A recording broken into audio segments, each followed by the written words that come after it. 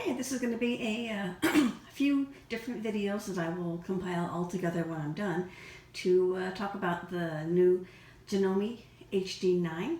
It's supposed to be a heavy-duty machine. It's a good-looking machine, and I'm going to try to do a, if I can, a side-by-side comparison with the Juki 2010Q, which is what I've been using at retreats. I have a couple so that I can have other people have access to one who don't always have the means or the ability to travel with one. So the first thing you can tell is that the HD9, it's a bigger machine, which can translate to, it weighs more, about 5 pounds more. I think it also is supposed to have more torque, but we'll see about that. So just a few little nuances, and then I will move on to threading a bobbin and testing out the stitches and see how they do. So the first thing you'll see is that the lighting on my Juki 2010Q is not all that great. There's a light that comes right here by the foot, which is fine. And then if you come over here to the HD9, you can see it's got a little bit better lighting. I'll move this thread out of your way because there is a light underneath the harp. I forget what it's called. The light there, and there's a light at the foot as well. So that's kind of nice. But you can easily add trap light to any machine if you need additional lighting and such. So the let's see. So the first thing I noticed on this machine, on the HD9, and I have the pressure foot lift attached, because when I lift it up, it goes pretty high. Not bad. And then you have the ability from the back of the machine to go just a tiny bit higher, but you do it manually, not with the pressure foot lift, which I thought was different. It gives you, a few millimeters more of lift if you need to get something thick underneath the pressure foot. Whereas if you come over here to my trusty Juki 2010Q, this girl, she goes up really, really high, almost twice as much as the HD9. So I know us bag makers do a lot of thick sewing, so I'm hoping that will not be an issue using the HD9. But we'll test it out and try it. And again, you can get a higher pressure foot lift, higher than this, by using the back of the pressure foot lift here, and I'll show you that. So you can go a little bit higher than what you can get using the knee lift. So that's okay. We'll see how that goes. Let's see. As far as accessories, I don't know what that machine's doing. As far as accessories go, the HD9 came with 4 bobbins. The bobbins are kind of pricey, like $7 each, but we'll see how that goes. And let's see, it also came with the standard machine foot, which you see on there now.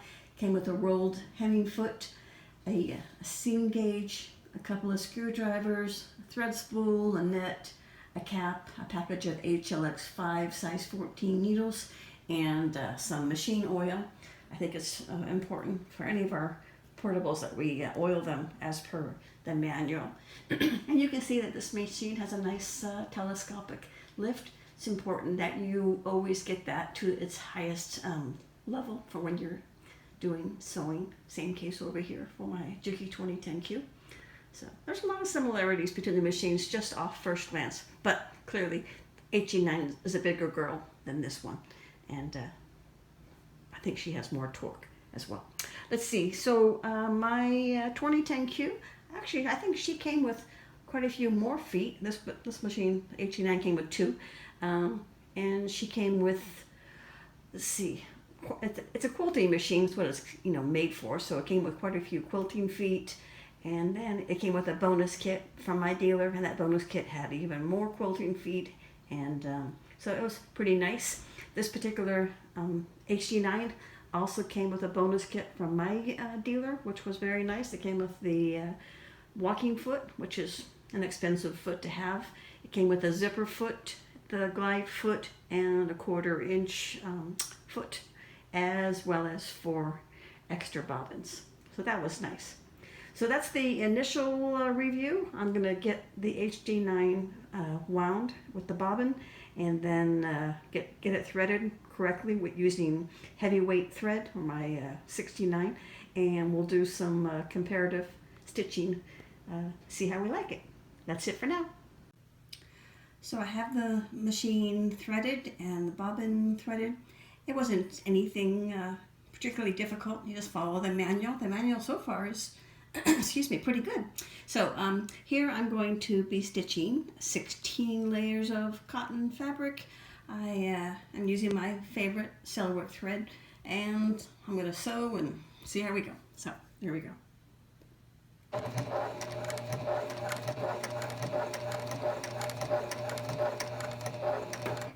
Yeah, it looks good.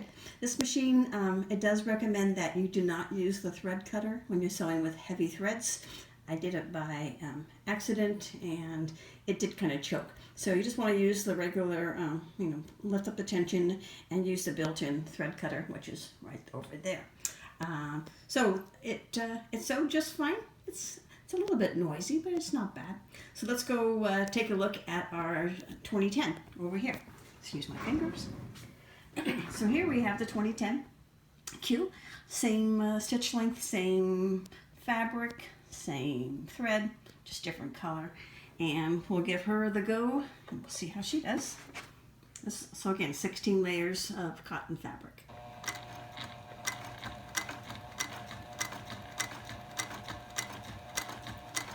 So she's pretty. She's a little bit quieter actually. I can use the thread cutter on this machine, which can be done through here, right there, guy, if I could do it correctly, there. Or you could use the foot pedal, and you step on the front and it cuts it. A lot of people don't like that feature. I'm probably happy it doesn't exist on the HD9 either. But so first glance, both machines. So 16 layers of cotton fabric beautifully. And I don't really notice any huge difference in that regard. So I'm going to go on and put it through some more rigorous testing. So that's it for now. So we're back. I'm trying to put the machines through the rigors, if you will. So far, the previous video I did, I think 16 layers of quilted cotton. I went ahead and doubled that up to 32 layers of cotton, and both machines sewed through it without fail. So now here, excuse me, we have 8 layers of vinyl. This is the really shiny patent leather, faux leather, if you will, and I'm using the Ultra Glide Teflon foot that you can purchase for the HD9. And let's see how she does. So I haven't changed the needle. Just gonna sew. Oops. Sorry about that.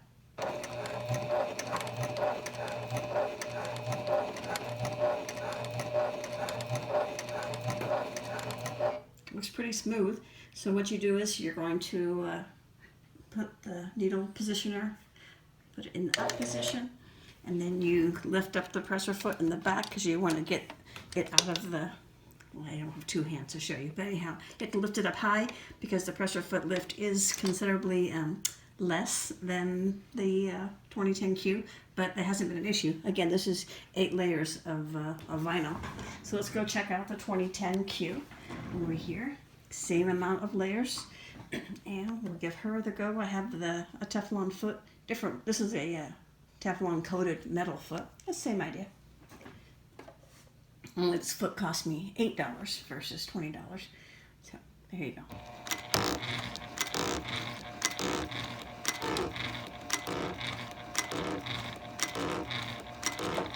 It's the odd noise is because of the vinyl catching or making a scraping noise on the bottom of the plate, but it's not affecting the sewing at all. So both of these machines are sewing through 8 layers of thick vinyl without any issue.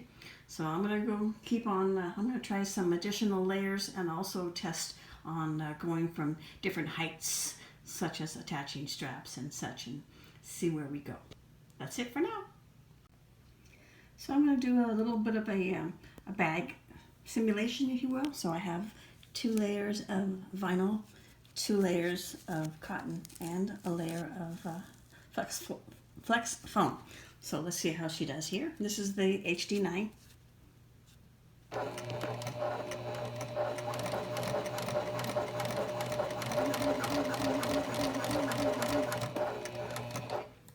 She had no problem. They are beautiful stitches. So let me check the back. Oh, the back looks good. Let's go over here to the Juki 2010Q, see how she does. I have a feeling so far they are pretty much one for one. Well, we'll see.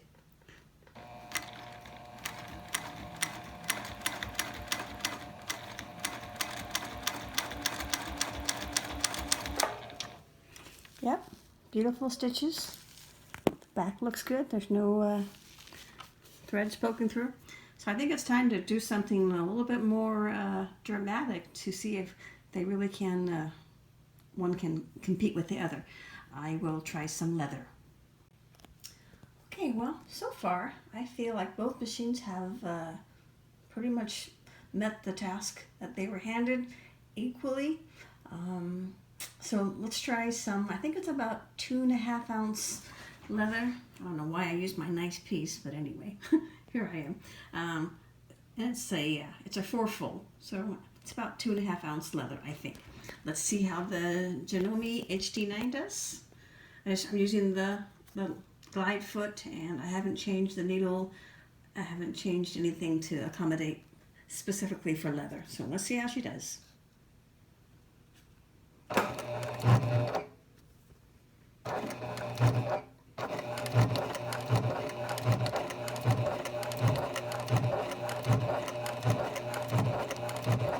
Sounds pretty good. She's not being challenged. I'm going to put the needle up. Take a look at the stitches. You can't see them, but they look pretty good, actually. And I didn't hear any major clunking or anything, so let's give the 2010Q a chance and go from there. So here we are over here. Again, the same leather, same 4-fold. I think I have the HLX titanium coated needle in this one, and the same thread, only it's white. So let's see how she does. Here we go. Oh, she's having a little bit more trouble. Oh, sorry about that.